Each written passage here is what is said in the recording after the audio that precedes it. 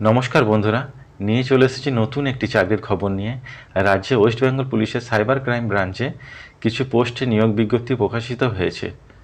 তো এই বিজ্ঞপ্তিতে যে পোস্টগুলি রয়েছে তার যোগ্যতা হিসাবে নেওয়া হচ্ছে BE, BTech, graduation, BCA, MCA এবং এমএসসি এবং বিএসসি এবং আরও অন্যান্য যোগ্যতায় এখানে লোক নিয়োগ করা হচ্ছে। তো আমরা এখানে সম্পূর্ণ বিজ্ঞপ্তিটা দেখে নেব।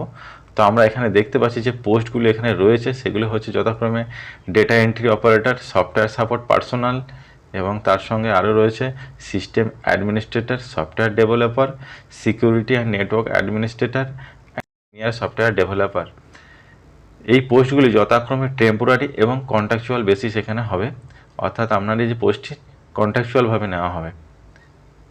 এবার দেখে নেব যে এখানে কি কি পোস্ট রয়েছে এবং তার সেই পোস্টের যে কি কোয়ালিফিকেশান এবং সেখানে টোটাল পোস্ট কত রয়েছে এবং টোটাল স্যালারি কত রয়েছে পার মান্থ, এগুলি এবারে দেখে নেব। তো আমরা এখানে ফার্স্ট পোস্ট যেটি রয়েছে সেটা আমরা দেখতে পাচ্ছি ডেটা এন্ট্রি অপারেটর, যেখানে কোয়ালিফিকেশান হিসাবে লাগবে graduation with certificate in computer application, অর্থাৎ আপনাকে গ্র্যাজুয়েশন করে থাকতে হবে এবং সঙ্গে কম্পিউটার অ্যাপ্লিকেশানে একটি সার্টিফিকেট অবশ্যই থাকা জরুরি রয়েছে এই ডেটা এন্ট্রি অপারেটর পোস্টটির জন্য।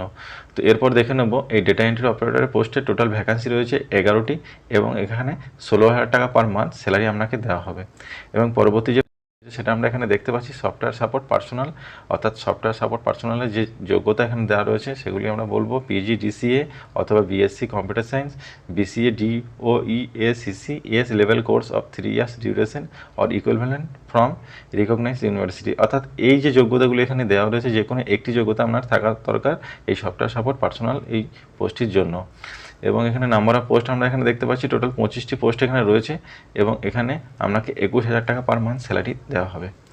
এরপর দেখে নেব 3 নম্বর অর্থাৎ সিস্টেম অ্যাডমিনিস্ট্রেটর, এই পোস্টটির জন্য এখানে যোগ্যতা চাওয়া হচ্ছে বিটেক অথবা বিই অথবা এমসিএ অথবা MSc and OEM L2 certificate on system server Linux or system server Windows.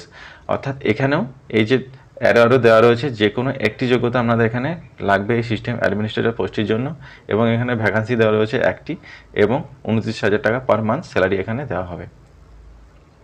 দেখে নেব পরবর্তী পোস্টটি কী রয়েছে। তো আমরা এখানে দেখতে পাচ্ছি পরবর্তী পোস্ট রয়েছে সফটওয়্যার ডেভেলপার।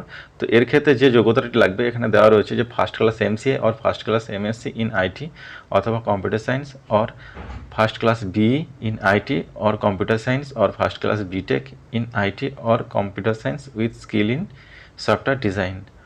অর্থাৎ এখানে এই যে যোগ্যতাগুলি দেওয়া রয়েছে এই যোগ্যতাগুলির যে কোনো একটি যোগ্যতা লাগবে আপনার এই সফটওয়্যার ডেভেলপার এই পোস্টটির জন্য। এবং এখানে টোটাল 7টি পোস্ট রয়েছে এবং এখানে পার মান্থ স্যালারি হিসাবে দেওয়া হবে আপনাকে 33,000 টাকা করে। এরপর দেখে নেব পরবর্তী পোস্ট অর্থাৎ সিকিউরিটি অ্যান্ড নেটওয়ার্ক অ্যাডমিনিস্ট্রেটর, এই পোস্টটির জন্য কি যোগ্যতা লাগবে এবার আমরা দেখে নেব। তো এখানে আমরা দেখতে পাচ্ছি যে এই পোস্টটির জন্য first class MCA or first class MSc in IT or computer science or first class BE in IT or computer science or first class BTech in IT or computer science with the 5 years experience as security and network administrator in government project. অর্থাৎ এখানে বলা হয়েছে security and network administrator পোস্টের জন্য যে এই যে যোগ্যতাগুলি এখানে দেওয়া রয়েছে সেগুলি লাগবে এবং সঙ্গে অবশ্যই আপনাকে 5 বছরের এক্সপিরিয়েন্স লাগবে সিকিউরিটি অ্যান্ড নেটওয়ার্ক অ্যাডমিনিস্ট্রেটরের ওপরে, যেটা গভর্নমেন্টের প্রজেক্ট হতে হবে। তো এরপর দেখে নেব এখানে টোটাল পোস্ট কটি রয়েছে। তো এখানে দেখতে পাচ্ছি টোটাল পোস্ট রয়েছে 8টি এবং এখানে 37,000 টাকা পার মান্থ স্যালারি দেওয়া হবে এই সিকিউরিটি অ্যান্ড নেটওয়ার্ক অ্যাডমিনিস্ট্রেটর পোস্টটির জন্য। এরপর দেখে নেব পরবর্তী পোস্ট সিনিয়র সফটওয়্যার ডেভেলপার, এর ক্ষেত্রে কী যোগ্যতা লাগবে যে first class MCA or first class MSc in IT or computer science or first class BE in IT or computer science or first class BTech in IT or computer science with the 5 years experience as software developer in government project. অর্থাৎ এখানে বলা হচ্ছে যোগ্যতা হিসেবে লাগবে সব senior software ডেভেলপারের যে ফার্স্ট ক্লাস এমসিএ অথবা এমএসসি অথবা computer science, first class BE অথবা computer science, first class BTech in IT অথবা কম্পিউটার সায়েন্স এবং সঙ্গে 5 বছরের এক্সপিরিয়েন্স লাগবে সফটওয়্যার ডেভেলপার হিসাবে, যেটা গভর্নমেন্টের প্রজেক্ট। এরপর দেখে নেব এর পোস্ট কটি রয়েছে। তো আমরা দেখতে পাচ্ছি এখানে পোস্ট রয়েছে 2টি এবং এখানে পার মান্থ যে স্যালারিটি দেওয়া হবে সেটি হচ্ছে 40,000 টাকা। অর্থাৎ এখানে আপনাকে এই সফটওয়্যার সিনিয়র সফটওয়্যার ডেভেলপারের যে স্যালারি 40,000 টাকা পার মান্থ আপনাকে এখানে দেওয়া হবে। এরপর দেখে নেব অ্যাপ্লিকেশন প্রসিডিওরটা কী রয়েছে, তো আমরা এখানে দেখতে পাচ্ছি আপনাকে এখানে অনলাইন থ্রু এখানে অ্যাপ্লিকেশন করতে হবে এবং এখানে দেওয়া রয়েছে যে অনলাইন যে অ্যাপ্লিকেশন লিঙ্ক, এটা আমার না মানে এটা আমি আমার ডেসক্রিপশনেও দিয়ে রাখবো। তো এখানে দেওয়া রয়েছে www.police.gov.in, এই ওয়েবসাইটে গিয়ে আপনারা সরাসরি এখানে অনলাইনে অ্যাপ্লিকেশনটা করে দিতে পারবেন। এরপর দেখে নেব যে ইম্পর্ট্যান্ট যে ডেটগুলি এখানে রয়েছে, অর্থাৎ এখানে অ্যাপ্লিকেশন স্টার্ট এবং ইন ডেট কী রয়েছে। তো আমরা এখানে দেখতে পাচ্ছি যে অ্যাপ্লিকেশনের স্টার্ট এবং ইন ডেট যথাক্রমে দেওয়া রয়েছে 25/9/2024 থেকে 18/10/2024 পর্যন্ত, অর্থাৎ এই ডেটের মধ্যে আপনাকে এই অ্যাপ্লিকেশনটা কমপ্লিট করতে হবে। ইনস্ট্রাকশন কী রয়েছে, তো আমরা এখানে দেখতে পাচ্ছি 1 নম্বর, the candidate must read the condition of eligibility carefully and must satisfy themselves regarding their eligibility for the test before filling the online application form. অর্থাৎ বলা হচ্ছে ক্যান্ডিডেটকে অ্যাপ্লাই আগে সমস্ত কিছু দেখে নিয়ে সমস্ত কন্ডিশন বুঝে তারপরে এখানে অ্যাপ্লিকেশন করতে হবে। এবং 2 নম্বরে বলা হচ্ছে submission of online application is mandatory, অর্থাৎ আপনাকে অ্যাপ্লিকেশনটা অনলাইনের মাধ্যমে করতে হবে। এবং তারপরে বলা হচ্ছে hard copy of application form will not be accepted, বলছে হার্ড কপি কোনোভাবেই আপনাকে এই অ্যাপ্লিকেশন ফর্মে অ্যাকসেপ্টেড করা হবে না। তারপরে বলা হচ্ছে application form must be completed in all respects as per the notification will be submitted only through the link specified above, অর্থাৎ ওরা বলেছে যে এখানে ওপরে যে লিঙ্ক দেওয়া রয়েছে সেই লিঙ্কে গিয়ে আপনাদেরকে এই ফর্মটি ফিল আপ করতে হবে এবং সমস্ত কিছু রেসপেক্ট সহকারে। এবার দেখে নেব 4 নম্বর পয়েন্টে কী রয়েছে। তো আমরা দেখতে পাচ্ছি candidate will have to upload scan copy of passport size photograph, signature, copy of their Aadhaar card, last qualifying exam certificate, copies of working experience certificate if any, অর্থাৎ এগুলির যে কোনো একটি আপনাকে এখানে আপলোড করতে হবে।